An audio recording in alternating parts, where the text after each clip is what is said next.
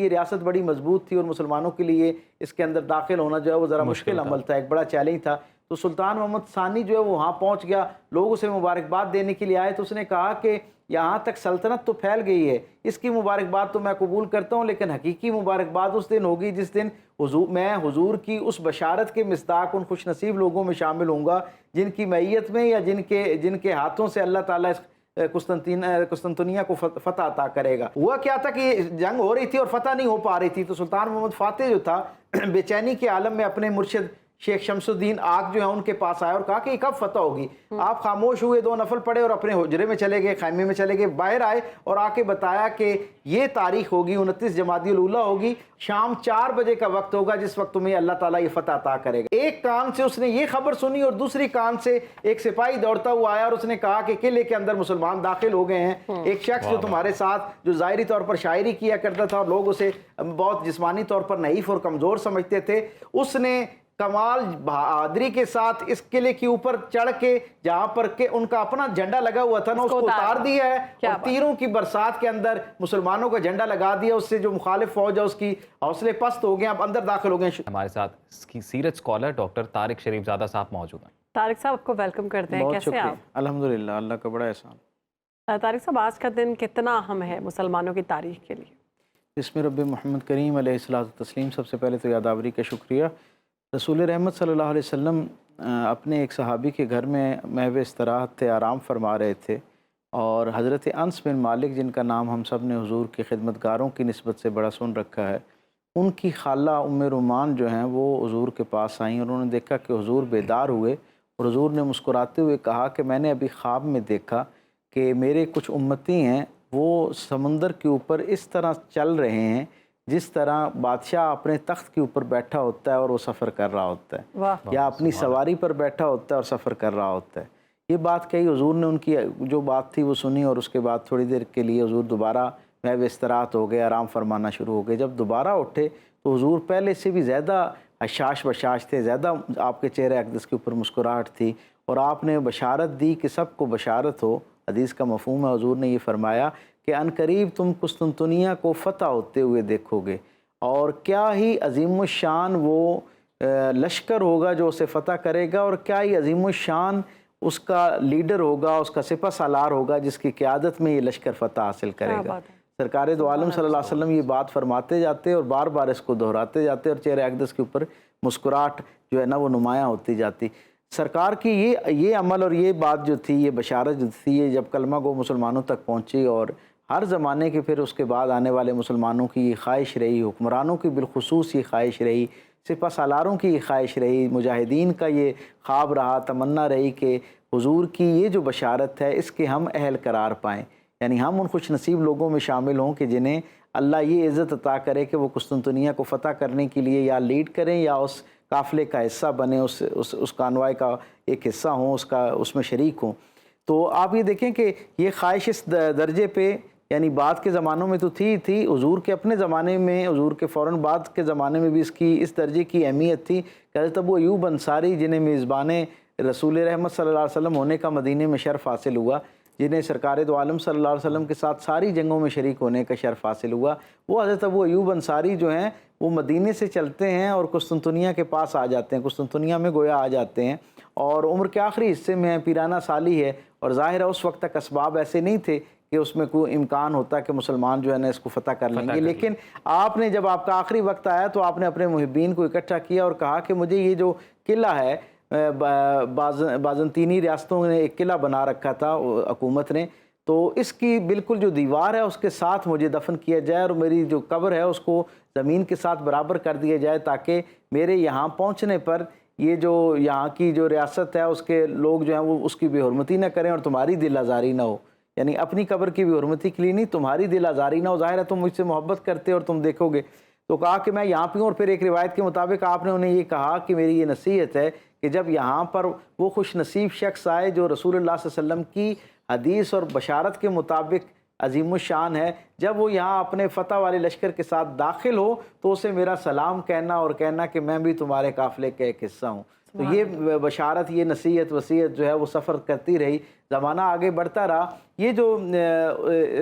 قسطنطنیہ کا شہر ہے یہ ہمیشہ سے ہی بڑا تاریخ ساز شہر رہا ہے، یعنی 3 بڑی جو بین الاقوامی حکومتیں ہیں ان کا یہ دارالحکومت رہا، اور پھر اس شہر کا بھی معاملہ ایسا ہے کہ یہ ایسا دلکش شہر تھا ہر زمانے کے اندر کہ جو یہاں آتا گیا بس وہ یہاں بستا گیا، اور پھر اس نے اسی کو ہی اپنا مستقل سکونت بنا لی۔ بعض اس کا سب سے پہلی مرتبہ جو اس کا نام جو قسطنطین ہے وہ 330 ہجری کے اندر جو ہے نا 330 عیسوی میں ایک بادشاہ آیا جس کا نام قسطنطین تھا، اس نے اپنے نام سے اس کا نام رکھا، اور پھر اسی طرح مختلف حیثیتوں سے چلتا رہا۔ اور جیسے ابھی آپ نے خود اپنے سرنامہ کلام میں بتایا کہ یہ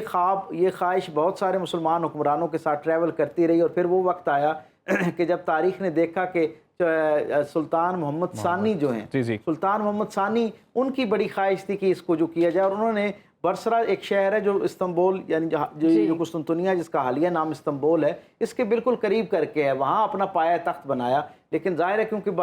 یہ جو رومن امپائر کی اس کے ساتھ اور باقی اس طرف سے جو اس کو امداد مل رہی تھی، یہ ریاست بڑی مضبوط تھی، اور مسلمانوں کے لیے اس کے اندر داخل ہونا جو ہے وہ ذرا مشکل عمل تھا، ایک بڑا چیلنج تھا۔ تو سلطان محمد ثانی جو ہے وہ وہاں پہنچ گیا، لوگ اسے مبارکباد دینے کے لیے آئے، تو اس نے کہا کہ یہاں تک سلطنت تو پھیل گئی ہے، اس کی مبارکباد تو میں قبول کرتا ہوں، لیکن حقیقی مبارکباد اس دن ہوگی جس دن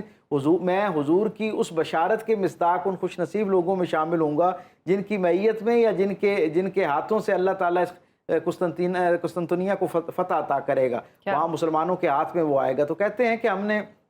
وہ وہاں پر مناجات اور عبادات اور ریاضات کرنا شروع ہو گئے، ظاہری اسباب ہوم ورک ہونا بھی شروع ہو گیا۔ لیکن معاملہ یہ تھا کہ یہ جو شہر تھا اس کے ارد گرد ایک قلعے کی شکل میں ایسی فصیل قائم کی گئی تھی، نہ صرف یہ کہ ایک فصیل قائم تھی بلکہ یہ انسانی تاریخ کا پہلا قلعہ تھا جس میں بیک وقت 4 فصیلیں قائم کی گئی تھیں، اور ہر فصیل اتنی چوڑی ہے، اگر آج آپ وہاں جا کر دیکھیں تو آپ کو حیرت ہوگی کہ جس کے اوپر 2 گاڑیاں جو ہے نا وہ آسانی سے ایک دوسرے کو کراس کر سکتی ہیں، 2 ٹرک آپس میں ایک دوسرے کو کراس کر سکتے ہیں، یہ ایک دیوار کی چوڑائی ہے، اور اس طرح کی 4 دیواریں تھیں، اور گویا یہ کہ 4 ڈیفنس لائنز تھیں، کسی کو بھی اس کے اندر داخل ہونے کے لیے ان 4 ڈیفنس لائنز کو جو بہت طویل قامت تھی ان کو کراس کر کے آنا پڑتا تھا۔ اچھا صاحب، اسی سے جڑا چھوٹا سا سوال وہ پھر آپ گفتگو کے اندر ہی بتا دیجیے گا، کیوں ضروری تھا فتح کرنا، اتنی اہمیت کیوں؟ اس کی وجہ یہ ہے کہ یہ ایک ایسا شہر ہے، آج بھی اگر آپ اس کو دیکھیں تو یہ دنیا کا ایک واحد شہر ہے کہ جس کا ایک حصہ یورپ کے اندر ہے اور ایک حصہ جو ہے وہ ایشیا کے اندر ہے۔ گویا یہ جو اس وقت کی دونوں آبادیاں تھیں، بارونق آبادیاں تھیں، باوسائل آبادیاں تھیں،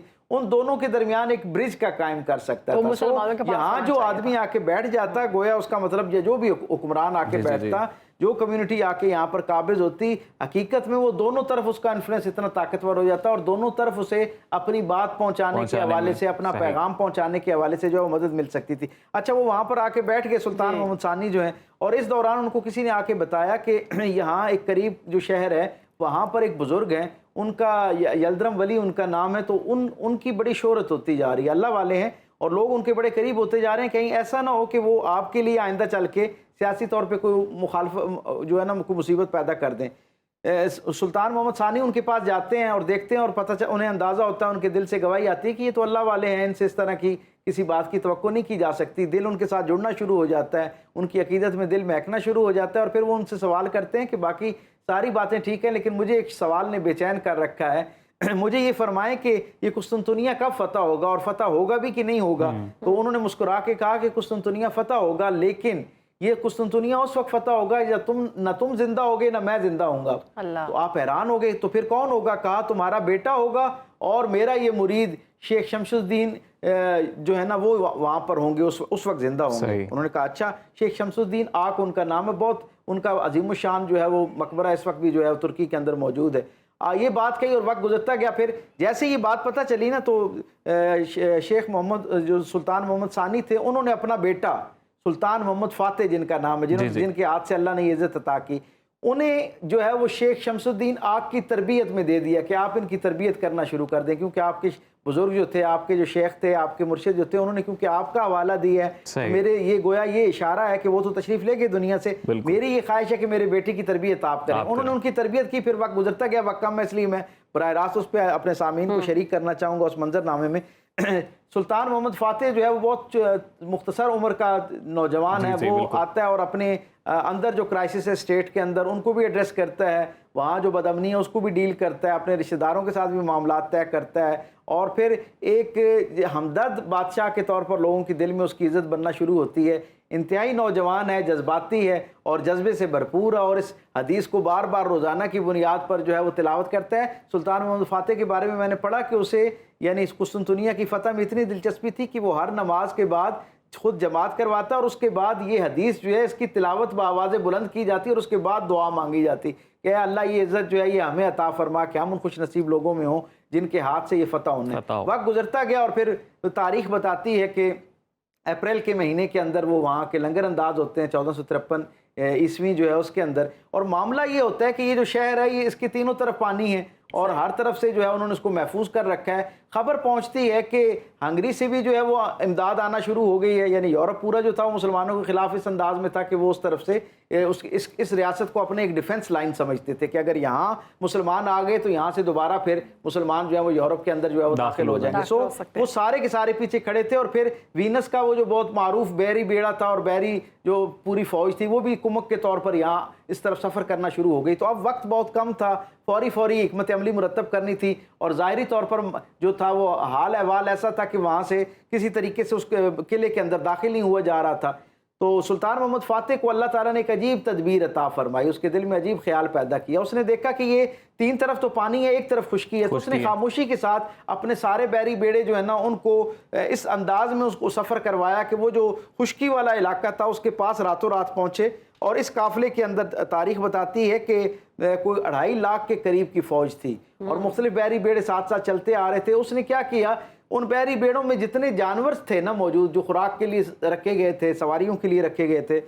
اس نے یہ کیا کہ ان سب کو ذبح کروا دیا۔ اچھا۔ اور ان کو ذبح کروانے کے بعد ان کی جو چربی تھی نا اس نے کچھ لوگوں کو بھیجا، اور وہ جو خشک ایریا تھا جہاں سے مخالف فوج کو گمان ہی نہیں تھا کہ یہاں سے کوئی بیری بیڑا آ سکتا ہے، کیونکہ ان کی ساری نظر اور فوکس تو بیری بیڑے کے اوپر تھی۔ انہوں نے یہ کیا کہ وہ چربی اس کے اوپر راتوں رات ملی، اور اسی رات کی تاریکی کے اندر وہ جو بحری جہاز تھے انسانی تاریخ میں پہلی مرتبہ وہ خشکی کے اوپر چلتے ہوئے ہمیں نظر آئے۔ اور یہ ہوا کہ وہ بحری بیڑا جو ہے وہ اس طرف سے خشکی کے راستے اس کے اندر داخل ہوا، اور گویا اس سے دو فائدے ہوئے۔ ایک تو وہ جو سپلائی لائن تھی جو امداد کے لیے ان کو آ رہی تھی وہ رک گئی، اس کو بریک کر دیا گیا، اور دوسرا کچھ لوگوں نے فرنٹ سے اور کچھ لوگوں نے بیک سے اس طرح حملہ کیا کہ مسلمانوں کو تھوڑے وقت کے اندر جو ہے وہ اللہ تعالیٰ نے صرف 52 یا 54 دن کی جو مشقت اور محنت ہے اس کے ساتھ اللہ تعالیٰ نے ان کو یہ فتح عطا فرمائی۔ مسلمان اندر داخل ہوئے، اور پھر کیا ہوا، سلطان محمد فاتح جیسے اندر ہوا کیا تھا کہ جنگ ہو رہی تھی اور فتح نہیں ہو پا رہی تھی، تو سلطان محمد فاتح جو تھا بے چینی کے عالم میں اپنے مرشد شیخ شمس الدین آگ جو ہے ان کے پاس آیا اور کہا کہ یہ کب فتح ہوگی۔ آپ خاموش ہوئے، 2 نفل پڑے اور اپنے حجرے میں چلے گئے، خیمے میں چلے گئے۔ باہر آئے اور آ کے بتایا کہ یہ تاریخ ہوگی 29 جمادی الاولیٰ ہوگی، اور آج کی تاریخ کے مطابق یعنی جو آج تاریخ ہے جس میں آپ اور میں آپ بیٹھے ہوئے ہیں، اس تاریخ کو جو ہے شام 4 بجے کا وقت ہوگا جس وقت تمہیں اللہ تعالیٰ یہ فتح عطا کرے گا۔ اچھا، عین 4 بجے کا وقت ہوا اور اس وقت تک فتح نہیں ہوئی۔ بے چینی کے عالم میں یہ واپس آئے اور ان کے خیمے کے پاس آئے تو پتہ چلا کہ خدمتگار نے بتایا ہے کہ شیخ شمس الدین آق نے کہہ رکھا ہے کہ کسی کو اندر نہ آنے دیا جائے۔ تو سلطان جو تھا محمد فاتح وہ بھی باہر کھڑا تھا، لیکن بے چینی کے عالم میں کیونکہ فتح نہیں ہو رہی تھی، اس نے اپنا چاقو جو ہے وہ ان کے خیمے میں مارا اور دیکھا کہ وہ سربا سجود ہیں اور اللہ کی بارگاہ میں دعا کر رہے ہیں، مالک میری زبان سے جو تو نے وقت اور تاریخ متعین کروائی ہے اس پر مسلمانوں کو بشارت عطا فرما۔ ابھی سلطان محمد فاتح نے یہ آواز جو بالکل ایک کیفیت میں تھی، گریے کی کیفیت میں، اس تک پہنچی۔ ایک کان سے اس نے یہ خبر سنی اور دوسری کان سے ایک سپاہی دوڑتا ہوا آیا اور اس نے کہا کہ قلعے کے اندر مسلمان داخل ہو گئے ہیں۔ ایک شخص جو تمہارے ساتھ جو ظاہری طور پر شاعری کیا کرتا تھا اور لوگ اسے بہت جسمانی طور پر نحیف اور کمزور سمجھتے تھے، اس نے کمال بہادری کے ساتھ اس قلعے کے اوپر چڑھ کے جہاں پر کہ ان کا اپنا جھنڈا لگا ہوا تھا نا اس کو اتار دیا ہے، اور تیروں کی برسات کے اندر مسلمانوں کا جھنڈا لگا دیا۔ اس سے جو مخالف فوج ہے اس کی حوصلے پست ہو گئے، اب اندر داخل ہو گئے۔ سلطان شمس الدین آق جو ہے نا ان کو لے کر وہ اپنے پیر و مرشد کو لے کر سلطان محمد فاتح جو ہے وہ شہر کے اندر داخل ہوتا ہے، اور آیا صوفیہ جو ہے جو وہاں پر ایک بہت بڑی ایک یعنی مذہبی ایک عبادت گاہ تھی، اس کو انہوں نے جب اس کے اوپر ٹیک اوور کیا نا تو بہت سارے عیسائی زاروں قطار رونا شروع ہو گئے، حتیٰ کہ تاریخ بتاتی ہے کہ وہ اس کی آیا صوفیہ کی دیواروں کے ساتھ لپٹ لپٹ کے رو رہے تھے کہ اب نہ جانے مسلمان اس کے ساتھ کیا حال کریں گے۔ تو سلطان محمد فاتح نے اندر داخل ہو کر کہا کہ تمہیں بشارت ہے، تمہارے لیے یہ مقام عبادت گاہ تھا نا، مقدس تھا، یہ اس سے زیادہ بہتر عبادت کے لائق یہ مقام بن جائے گا. اور اس کے بعد انہوں نے اس کو مسجد اناؤنس کیا, مسجد ڈکلیئر کیا, اور پہلا جمعہ جو ہے وہاں سلطان شمس الدین جو تھے نا ان کے پیر و مرشد, وہ سلطان شمس الدین آق, انہوں نے آ کے وہاں جو ہے وہ جمعہ پڑھایا. اور اس جمعے کے اندر انہوں نے پہلا جو فقرہ بیان کیا اللہ کی حمد و ثنا کے بعد, اللہ کا شکرانہ ادا کرنے کے بعد, انہوں نے کہا کہ جتنے لوگ یہاں پر رہنے والے تھے, جو جنگ ہو گئی سو ہو گئی, اس میں جو لوگ کام آ گئے سو کام آ گئے, اب جتنے لوگ یہاں موجود ہیں ان سب کو اسلام کی آغوش رحمت کے اندر پناہ دی جاتی ہے. سو اب یہ سارے لوگ اسی طرح کے حقوق رکھتے ہیں جس طرح کے مسلمان یہاں کے شہری اب آئندہ حقوق رکھیں. اب فتح تو کر لیا قسطنطنیہ کو, اب یورپ اور مغربی ممالک پر کیا اثر پڑا؟ یقیناً یہ اس کی خبر جب دنیا کے باقی خطوں میں پہنچی, نہ صرف یورپ کے اندر مغربی ممالک کے اندر بلکہ پوری دنیا کے اندر, جہاں جب ہوتا یہ تھا کہ مسلمان مختلف علاقوں میں اپنی اپنی حیثیتوں اور جغرافیائی جو ضرورتیں اور تقاضے ہیں ان کے مطابق پیش قدمی تو کر رہے تھے, پوری دنیا کے اندر یہ پیغام پہنچ رہا تھا. یعنی ایک بات یہاں بہت سمجھنے والی اہم یہ ہے کہ مسلمانوں کا بنیادی ٹارگٹ جو تھا وہ اسلام کا پیغام پہنچانا تھا. جب اس پیغام پہنچانے میں کوئی ریزسٹنس آتی تھی, جب کوئی رکاوٹ آتی تھی, اور اس درجے کی رکاوٹ آتی تھی کہ مسلمانوں کو اپنے تبلیغ کا کام, اپنا پیغام پہنچانے کا کام روکنا پڑتا تھا, تو پھر تلوار اٹھائی جاتی تھی. تلوار آخری آپشن کے طور پہ ہوا کرتی تھی, ورنہ اس سے پہلے پوری اسلامی تاریخ, بڑی ذمہ داری سے میں یہ بات کہہ رہا ہوں, آپ جہاں پہ بھی دیکھیں گے وہاں پہلے مذاکرات ہوتے ہوئے نظر آئیں گے, اور ہر مسلمان فاتح جو ہے وہ اس کی آخری کوشش یہی ہوتی تھی کہ تلوار نہ اٹھانی پڑے اور ہمیں جنگ و جدل میں نہ جانا پڑے. پوری دنیا کے جو لوگ تھے, جہاں جہاں یہ خبر پہنچی وہاں مسلمانوں کی دوبارہ سے ایک دھاک بیٹھنا شروع ہو گئی. اور پھر آپ یہ دیکھیں کہ اس کے فوراً بعد دنیا کا ایک بڑا خطہ جو ہے وہ مسلمانوں کے زیر نگیں آنا شروع ہوا, اور سلطنت عثمانیہ اس کا جو پوری دنیا کے اندر ایک روز دام قائم ہوا. پروگرام کا وقت ختم ہو گیا.